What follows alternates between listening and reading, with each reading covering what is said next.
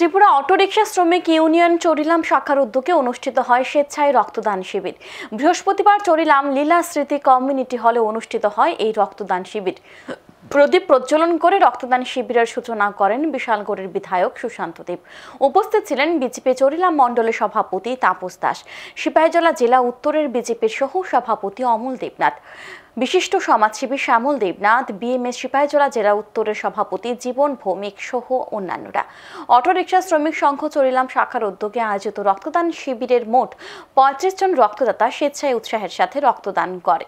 রক্তদান শিবিরের উদ্বোধনী অনুষ্ঠানে আলোচনা করতে গিয়ে বিশালগড়ের বিধায়ক সুশান্ত দেব বলেন, রাষ্ট্রবাদে যারা বিশ্বাসী তারা সংগঠনের পাশাপাশি সমাজের জন্য কাজ করে থাকে।